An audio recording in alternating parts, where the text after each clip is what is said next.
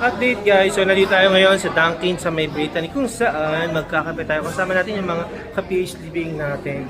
So, akita tayo sa taas, napag-place na tayo ng order. Sila Jeremy ang nag... Ayan po. So, nandun yung ating order.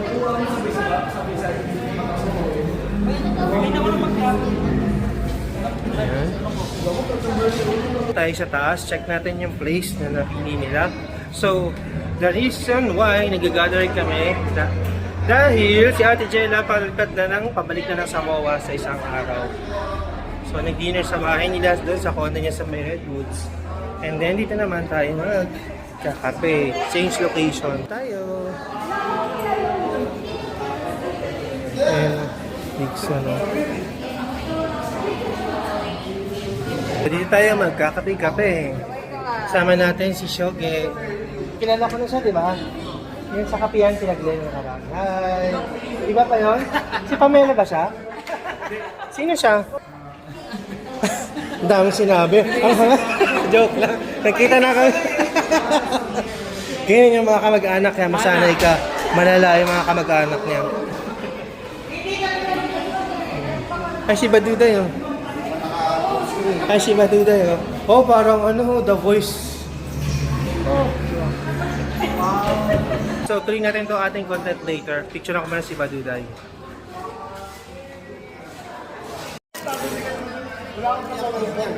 So, ayan. Nandito tayo sa taas, guys. Si Jenny, si Alex, si Ate Jella.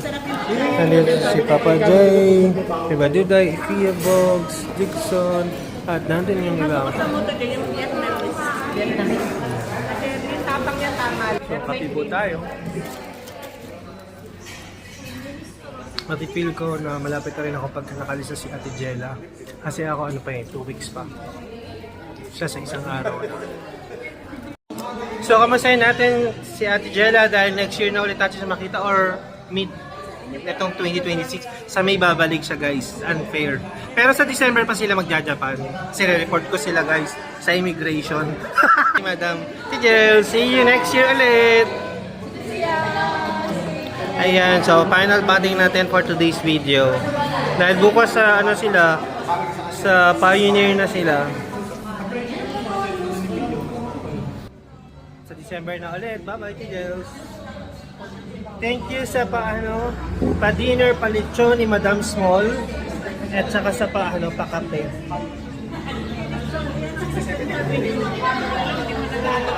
Sa pinsan mo na pabalik na ng abroad. Ang dami na sa akin. Kaya wala kang maisip eh.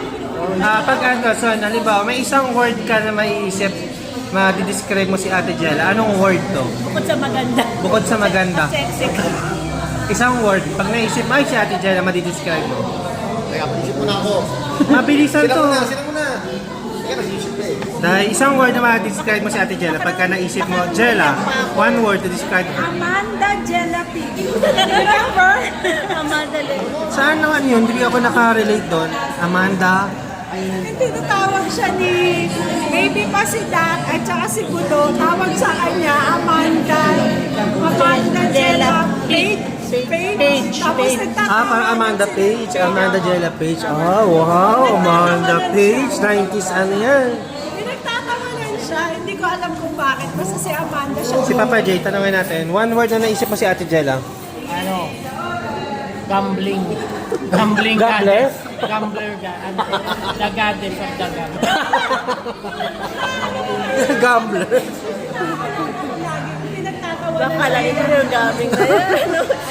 Kung one word to describe Ate Jella, maisip ko generous. Yun, di ba? Paka-generous niya sa kanyang mga kapatid, kamag-anak, guys. So, yun. Kasi nga, yung lote ko, guys, si Ate Jella pa nagbigay ng pan-down ko before. So, yan. Ito naman si Ate, Ate Cheryl. Dixon, mabalikan na kita. One word to describe. Jella Rose. Gaya-gaya ka naman. Wala pa na. Ikaw, maisip mo one word. Kita Jella mo. Hindi na siya si Amanda Page. Ano? Na si Big Loud. Big loud. Kind. Kind? Si Kuya Bogs naman, anong entry mo Kuya Bogs? One word to describe Ate Jella.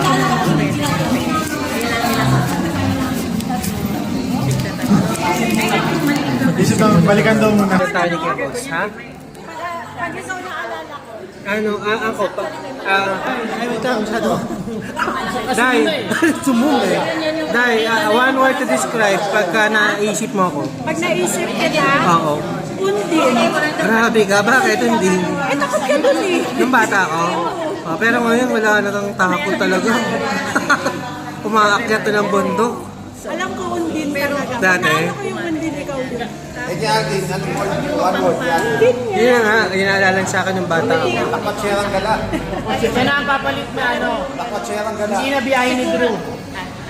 Aldrin, dyan ang biyahe ni Aldrin. Pwede ka na rin, takot siya ang gala. Lakatserong gala. Doble-doble, no? Gala pa.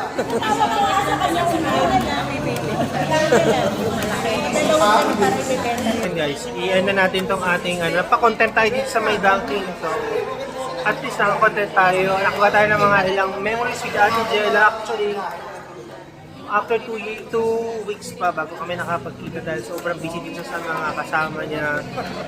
Ako din sa mga ganap ko. So yun. But nasulit naman namin yung aming mga bonding moments. So, thank you so much and I'll see you sa December. Ate Jella, sana matuloy tayo sa Japan.